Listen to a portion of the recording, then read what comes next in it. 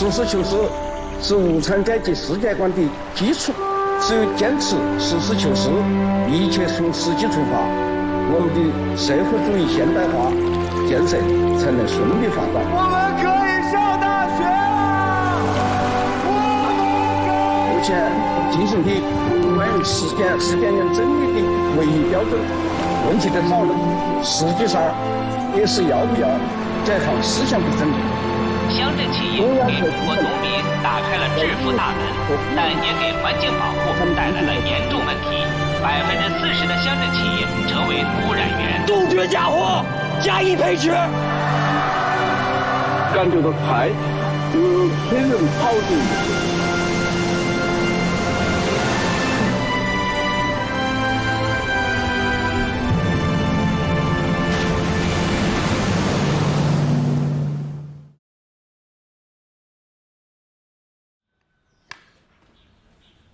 杜高，那个建设队那边发点钱吧，还有砖厂那边，兄弟们干的都是辛苦活，好几个月都没见着工资了，这心思都有点不稳了。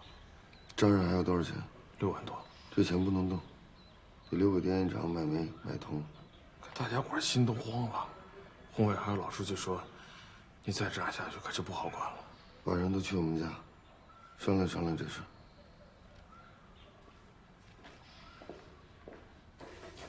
哎呀，你们都来了！说晚上来家里，我还以为喝酒呢，晚饭都没吃的就来了。这连杯茶水都没有啊！就你他娘的馋！你要想喝水自己倒呗。我踩你尾巴了，还当了领导了，脾气是大啊！你快坐去吧。废话。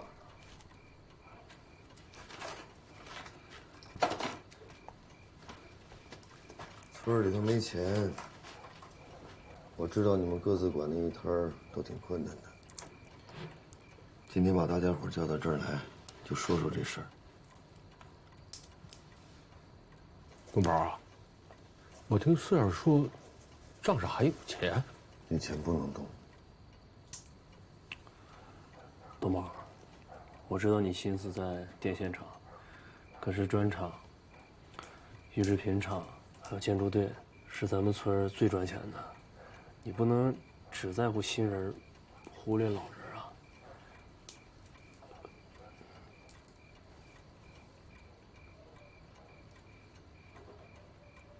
钱不多，先拿去用。村里有急事的时候，能顶上几天。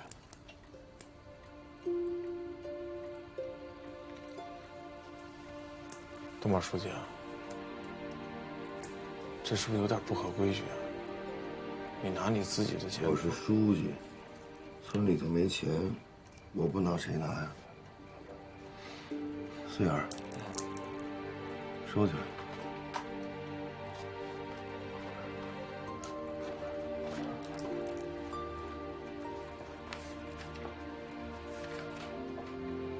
这个是5000。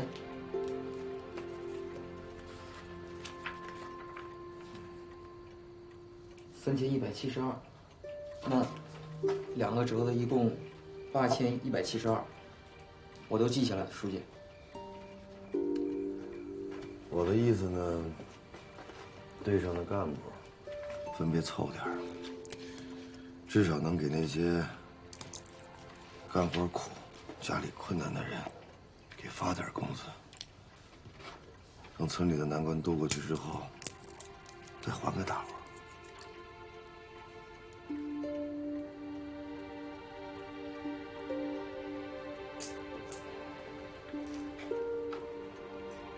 东宝书记啊，你能这么做，我很佩服你。但是，大家伙现在每家情况都不太一样。你看，像我媳妇那儿刚生了孩子，爹妈那边老房子还在翻修，钱确实是不多。我真的，我不是找理由推脱啊，那个。我家的账是我管的，所以我有数。那总共才1000多块钱。那要不这样，我凑个整数1500。好。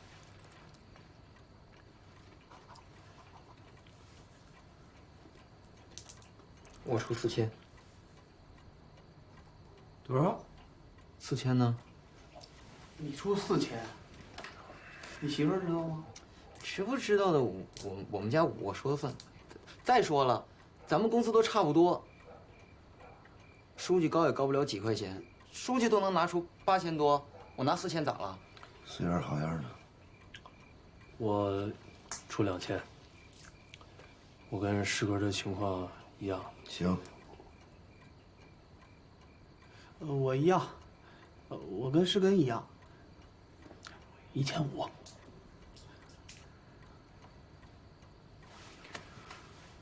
哥，我家钱都在媳妇手里，但我现在回去看一眼，有多少我拿多少。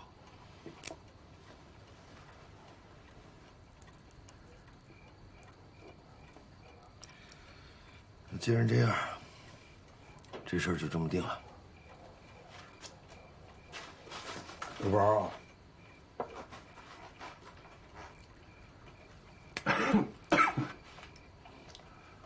我不是不想为村里做贡献啊。我那个小子刚结婚，开春闺女有出嫁，嫁妆不敢不给多了，怕在婆家那边受委屈。我实在拿不出多少。老叔，您家里情况，我们都有数。我知道你们都照顾我，可这事儿啊，我也不能一点不出，得出。那我回家再凑一凑。多少也是为在小雷家做贡献的一个态度。啊，我回家再凑一凑。啊。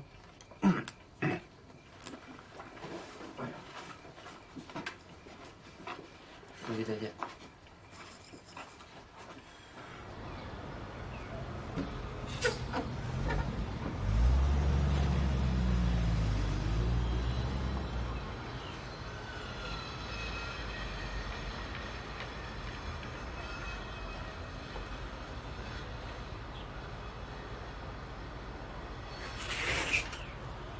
吓我一跳！你怎么知道我回来了？荆州还有我不知道的事儿？老黄猜的。他说水头都回来几天了，估计你也快了。再说从北京回来火车就这一趟，每天到这个点，老黄就催我过来看，害得我白班都上不了。没见你上班那么积极。替我谢谢黄师傅。不谢我啊？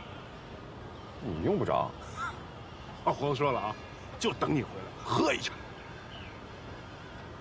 现在这个情况比较麻烦，您跟我走得这么近，一边去！废他妈什么话！我是徐念祥，我怕个鸟！你别说你得罪个老费老刘，你就是杀人放火，我该跟你做朋友还做朋友。走，带你洗个澡，喝酒去。我得先去趟水书记办公室。不是，他都已经办退休了，你找他干嘛？再说了，清代会那天，你当那么多人面公开顶撞老刘老费，厂里都传遍了。刚一回来，脚不沾地儿就找水，合适吗？我跟水书记说好了，回来我就给他汇报研究进展。要不，你先去找黄师傅，等我接完水书记再来找你们。也行。上车。我还是自己走吧。哎，这怎么去趟北京回来了不起了啊？嫌我这车硌屁股啊？上！我可没给你带好吃的。那你下去。少废话，下。走。走喽！哎呀！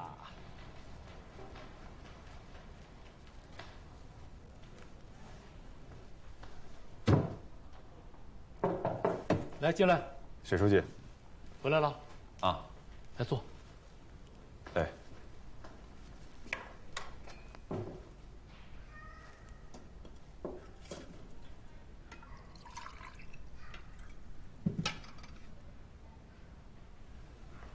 来，喝点水。谢谢水书记。坐。嗯。再晚回来几天，你就得到家里去看我了。水书记，您为什么不肯再去一趟北京呢？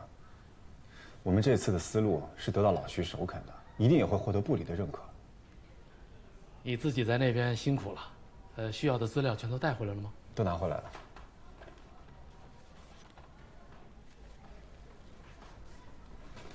这次通过老徐认识了好几个外商，通过他们，我终于弄清楚了为什么国外在淘汰 FRC 系统。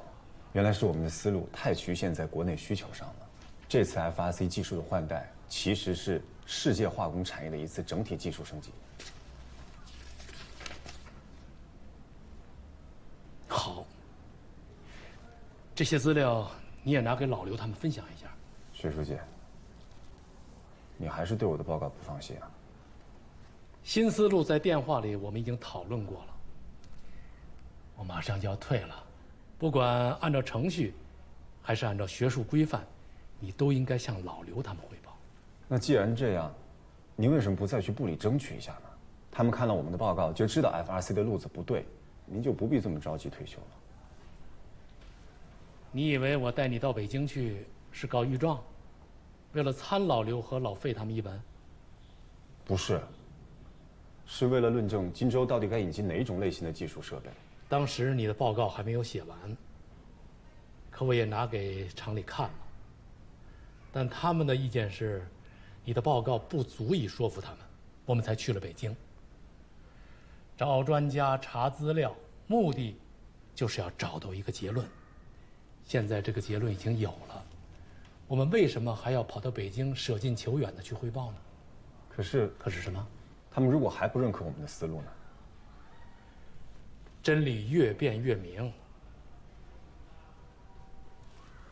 你现在既然已经对自己的报告充满了信心，难道你就没有信心说服他们吗？我有。这就可以了。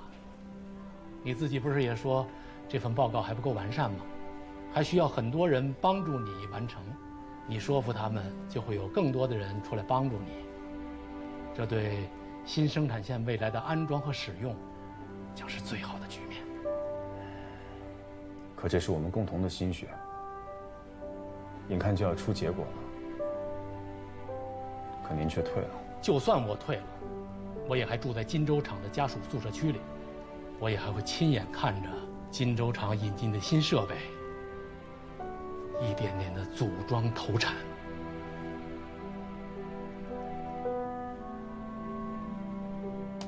你自己看看，啊，没完没了了。这小子真是撞了南墙都不回头啊！头一回呢，直接送来，我让秘书挡了；又来一次，叫我直接赶走。这倒好，改成往信箱里塞了。1星期送来3份一样的报告。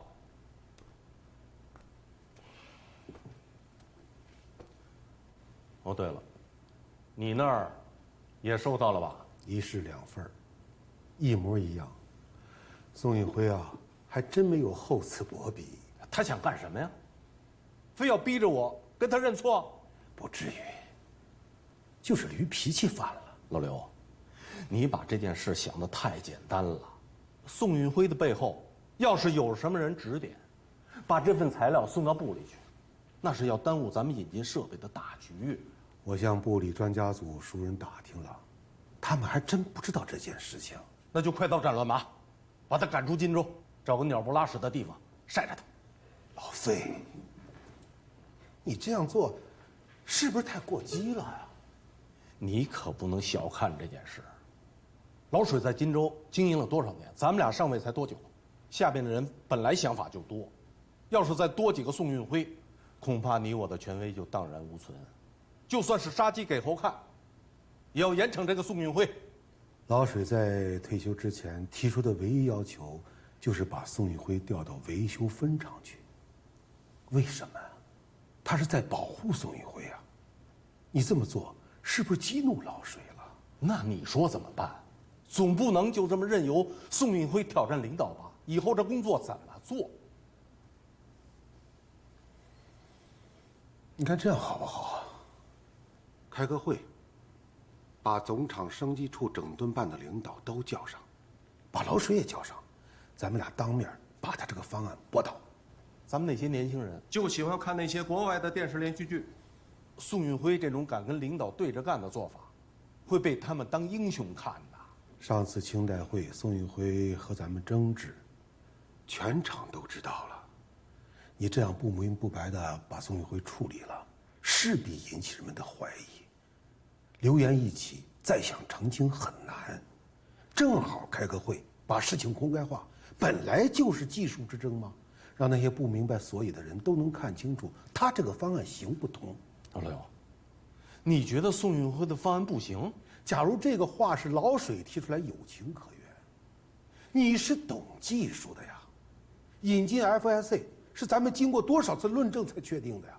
难道就让一个年轻人给推翻了？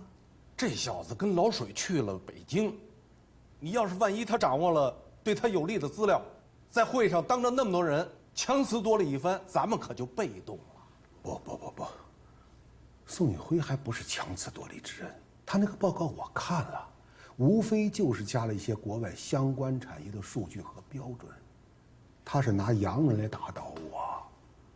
你再想啊，要是他们真找着有力的证据，老水会甘心退休？这次我要拿出荆州最全面的数据，让宋运辉彻底死心。好，既然刘总工胸有成竹，那咱们就来个真理越辩越明。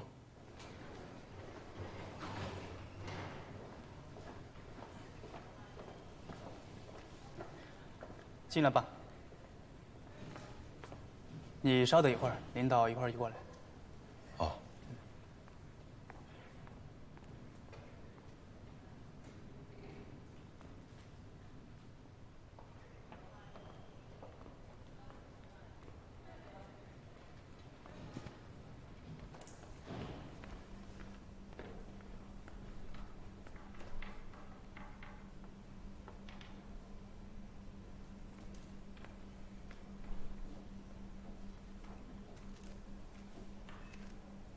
等会儿开会，不要顶撞刘总工。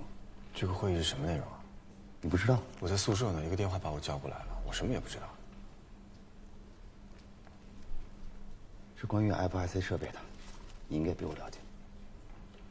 哦，是关于我交上去那份报告。那也就是我告诉你啊，听说费厂长对你极为不满，刘总工几次求情，才拦住厂里对你的惩罚。所以今天这个会，不管是什么内容，你都不要理私理，别再辜负刘总工对你的一片好意了。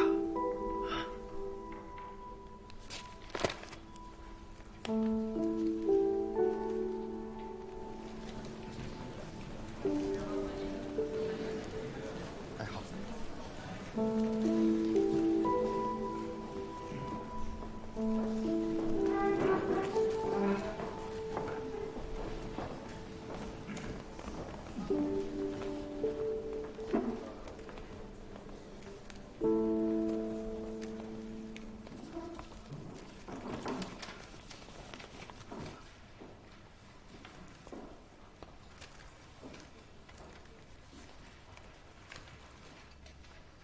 老刘，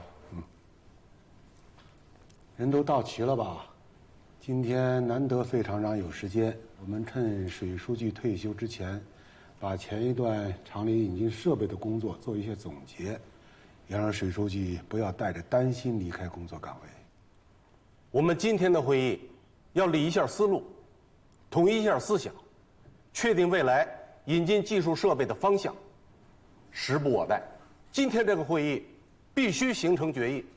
本次决议将成为未来设备改造的指导纲领，指导未来设备引进工作的进行。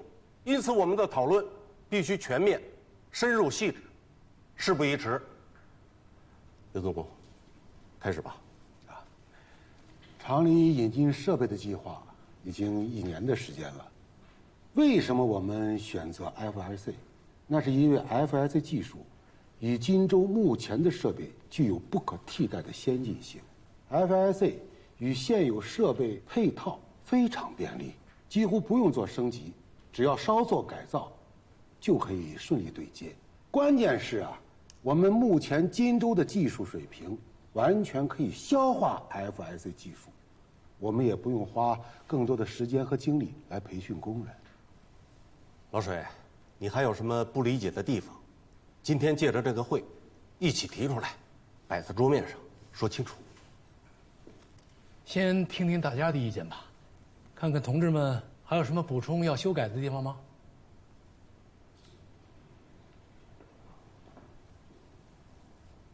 小宋，你说说。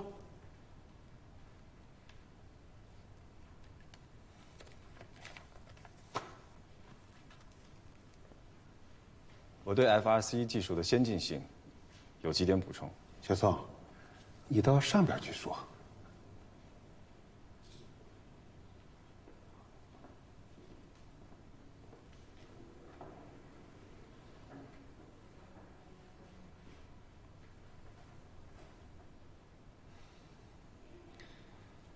目前看来 ，FRC 生产的产品在国内市场属于顶尖。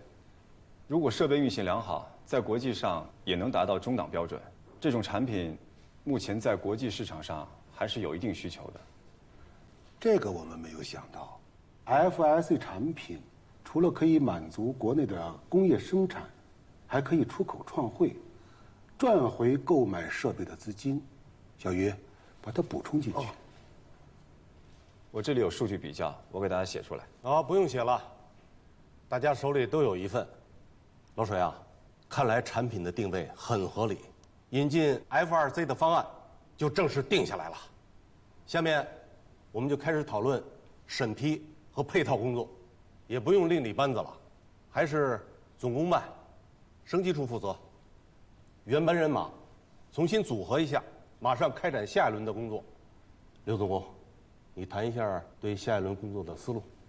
小宋，你资料准备得很齐全，下来听吧。刘总，我这么说并不代表 FRC 就是荆州的合理选择。这就好比渡河，一种办法是造桥，还有一种办法是用滚装船实现车刻度。滚装船看似简单，但从长期来看，成本未必低，而且遇到气象因素还要停开。可是造桥的办法却是一劳永逸的。FRC 就属于滚装船这样的过渡性技术。苏运辉，这是技术会议，不用你比来比去的，下去吧。总要让人家说话嘛。老费，你刚才问我，对 FRC 还有什么不理解的地方？我不理解的地方还很多。之前我请教过小宋，有的他能解答，有的他也解答不了。那些我们都不理解的问题，我想今天一起向你和刘总工请教，可以吗？既然水书记还有不理解的地方，那就问吧。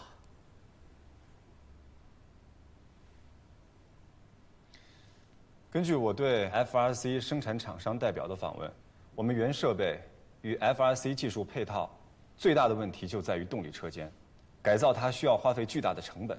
这个问题，刘总和费厂长考虑过没有？任何技术都有它不可避免的缺陷，这就是我们技术人员工作范畴。你报告里提到替代方案，与现代荆州的设备也一样存在不可共融的问题。不好意思，刘总，替代方案我后面会讲到。第一次站在这说话，我有点紧张，你得让我一步一步地说。你所说的动力车间改造问题，现在整顿办已经着手解决了。荆州目前的动力车间设备都不能够提供临界压力蒸汽，如果采用 FRC 技术，我们还得购买临界压力锅炉。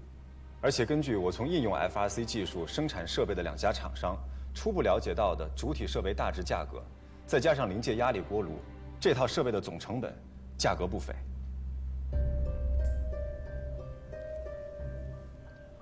我的报告相信各位领导都已经过目了。我建议替代 FRC 的2项成熟技术，就是我说的类似于造桥这样的技术。虽然单个主体设备的价格高于 FRC， 但是不需要大规模改造动力车间，所以总体造价反而较低。我在报告中有列表示意。而最关键的是，他们的产品性能都优于 FRC。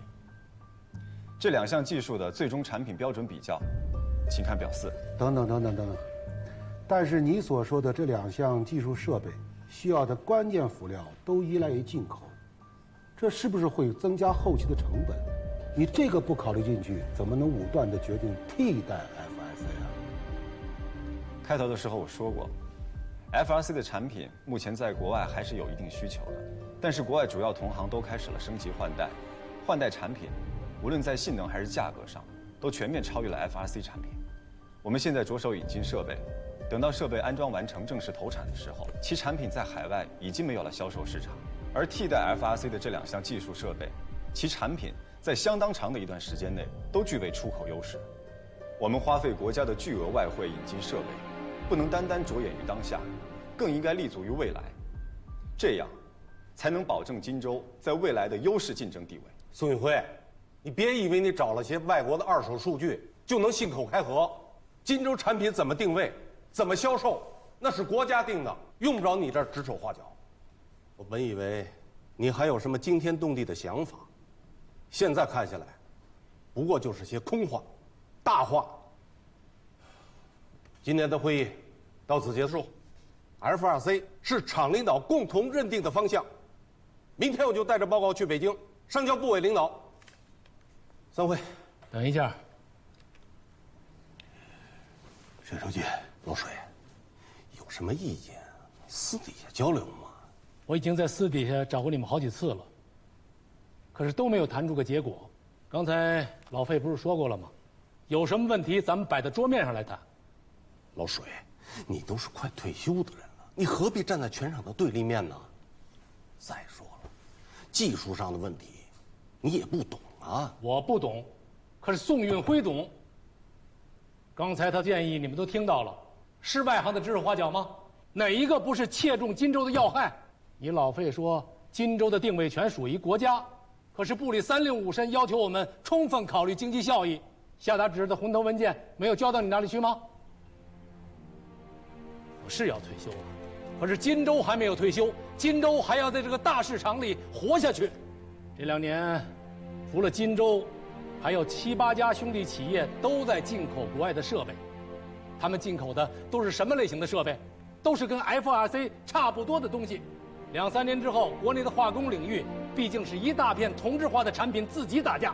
中央已经指出，有什么卖什么的短缺经济马上就要过去，3、5年之后，国内的市场的主动权就要转到买家手里。宋运辉提出的技术细节和产品定位，你们没有看到；宏观的经济形势和国内外的动态，你们也不关注。荆州交给你们，我不放心，我想部里的领导也不会放心。这话过分了，部里领导是怎么想的，不是你能揣度的。那我们就一人拿一份方案去北京，请部里的领导和专家决定怎么选择。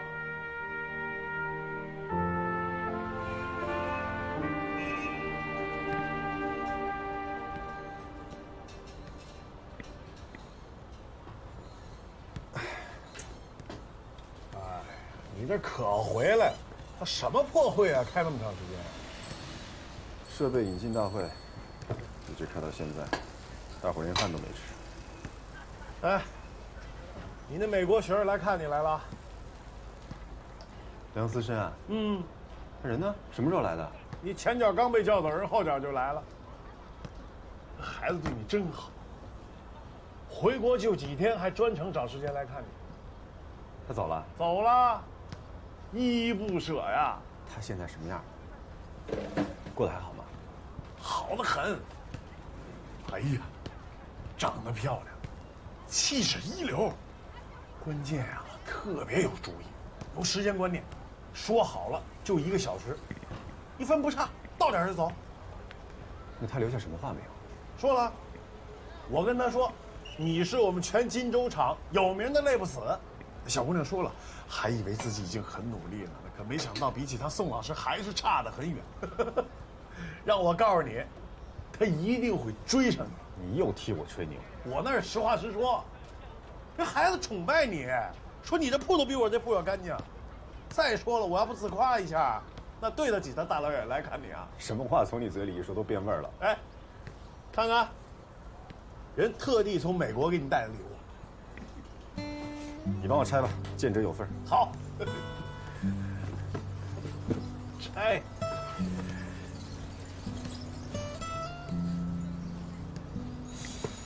哎，你说这姑娘长得挺漂亮的，跟你一路货色呀。送什么东西不好？送书。哎，中国小孩写信还写外国字儿。他小学才到了美国，英语没那么好，所以只能多练习。可惜这次没看到他。对了，我这次辩论会上还用到了他教我的方法，欲擒故纵。又跟谁辩论了？刘总工和费厂长。结果怎么样？单就技术层面来说，我赢了。赢了，漂亮！这事儿明天就得轰动全场。那怎么不见你高兴啊？虽然技术上赢了，但是最终的结果还得等部里的决定。他管他呢，咱也不是第一次跟领导对着干了。我支持你。其实我倒没什么好怕的，回来之前都已经想好该怎么做了。虽然有风险，但不得不如此。我只是担心水书记和荆州的前途。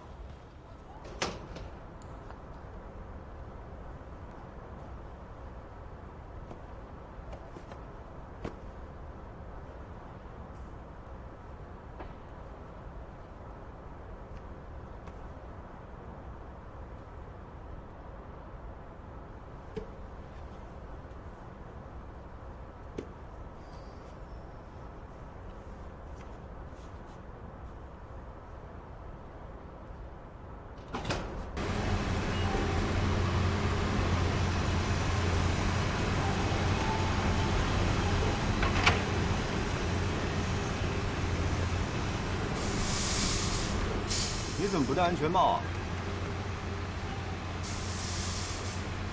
刘总工，怎么，我违反了工作条例？你可以以调度员的身份对我处罚了？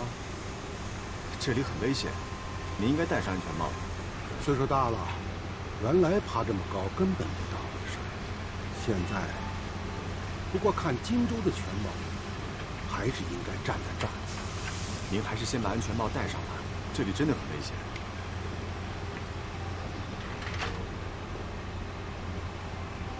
怎么，去了趟北京，学会用人了？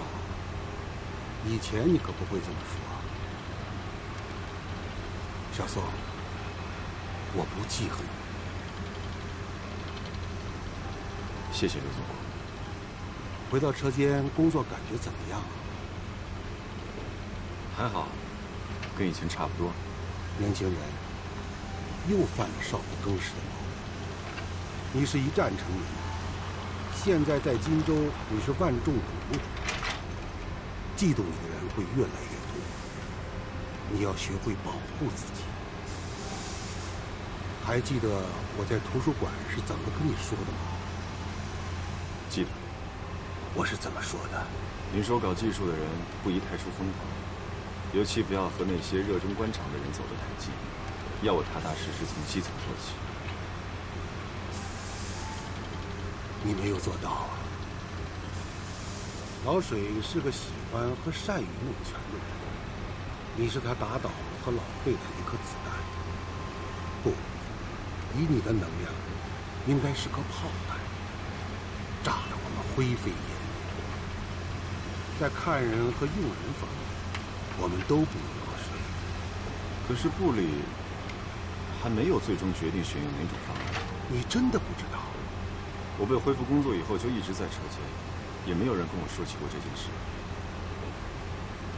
部里决定老水延迟退休，老费去党校学习。荆州城变换大王旗，你是他抢回大权的第一个功臣，你怎么什么都不知道？我知道。那天开完技术会以后，我就没有再跟水书记见过面了。鸟进弓藏，兔死狗烹。老水还是老水，一点都没变。年轻人，现在懂得我那几句逆耳忠言了吧？对不起，刘总工，我依然认为您说的不对。撞了南墙都不会。老水现在开始论功行赏了，新成立的技术引进名单已经公布了，没有你，也没有我，我是他的死对头。不过没有你，我做那份报告，并不是想要什么回报。我们知识分子啊，到死嘴都硬。现在再不说点什么读书人的气节，以心为公来消遣自己，恐怕是要郁闷得病的。刘总跟我跟您不一样，就算没有水书记，我也不会站费长友的队。我很早就在报告里写了 FRC 明显落后，为什么您还要坚持引进 FRC？ 我对这个问题一直想不明白。岁数大了，对新鲜事物不敏感。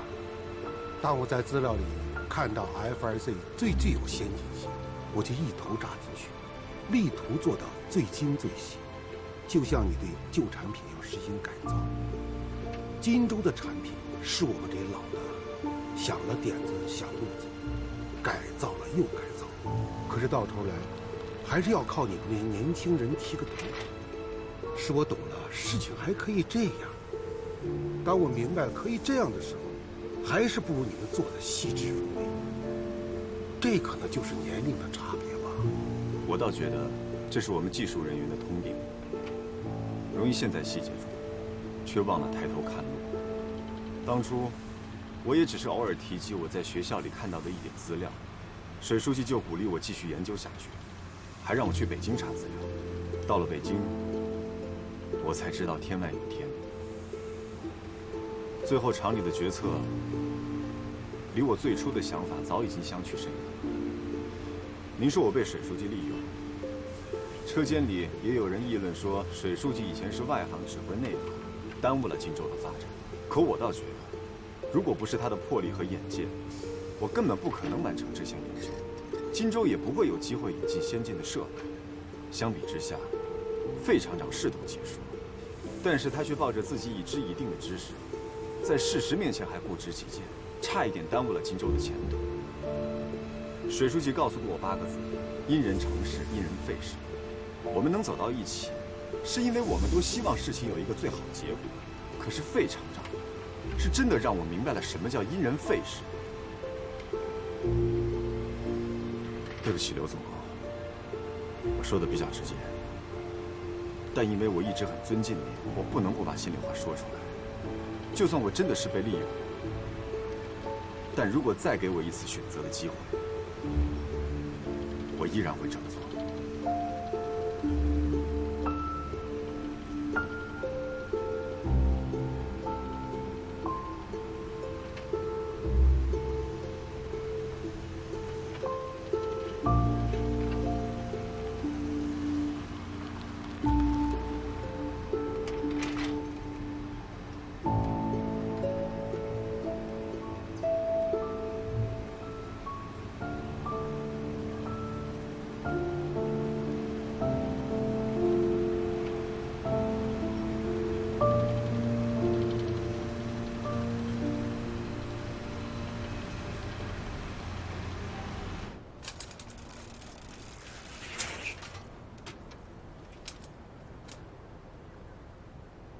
知道吗？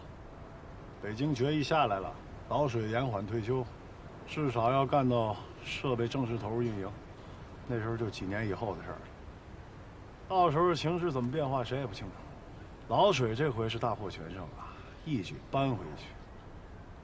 你这个头号冲锋陷阵的功臣，你非但没给你点奖励，反而还过河拆桥。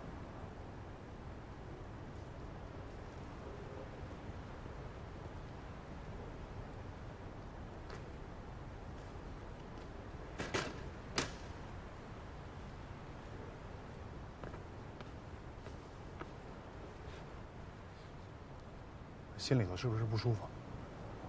我帮你找他理论去。你能不能小点声？我怕什么？我最受不了别人欺负我兄弟，我管他是谁。谢谢你，大军。但是这件事，领导有领导的考虑，我们不该胡乱猜测，意气用事。况且，现在这个结果我也挺满意。我觉得自己对得起自己，这才是最重要的。至于水书记他想怎么做，那是他的事情。少给我扯这些大道理！你这几天跟丢了魂似的，当我没看出来？你敢说你心里头不憋屈？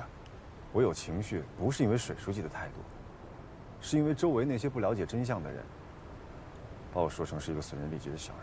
谁他妈吃饱了撑的在这嚼舌根呢？你告诉我打掉了门牙！全场都在传，你去把全场的门牙都敲了吧。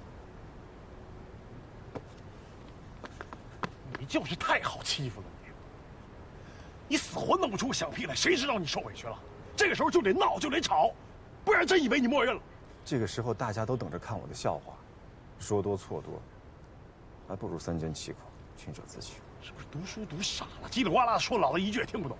你这种软柿子性格害苦了你，不然刘小妞也不会被于传清那王八羔子给骗了去。你又扯他们干什么？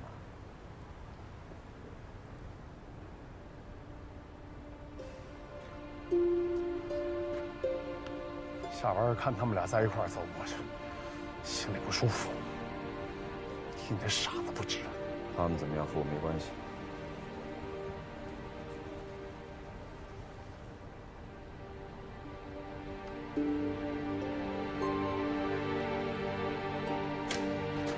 你要是心里头烦，还不如回老家待2天，躲个清静。老子不爱天天看着臭脸。赶紧给我回屋吃饭去啊！菜都给你热了。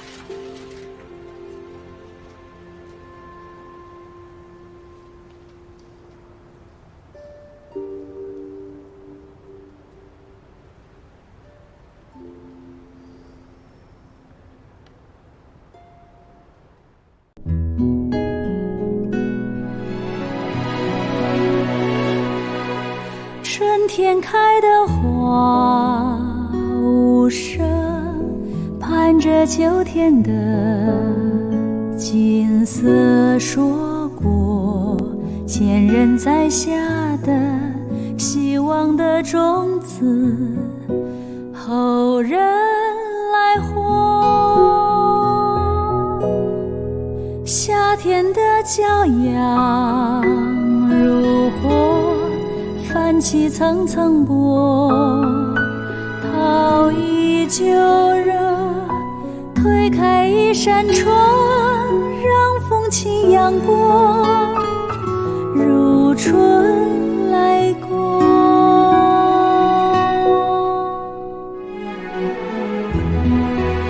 冬天的风雪掠过，给秋天带来丰收的歌。何时下的雨，何时停的风，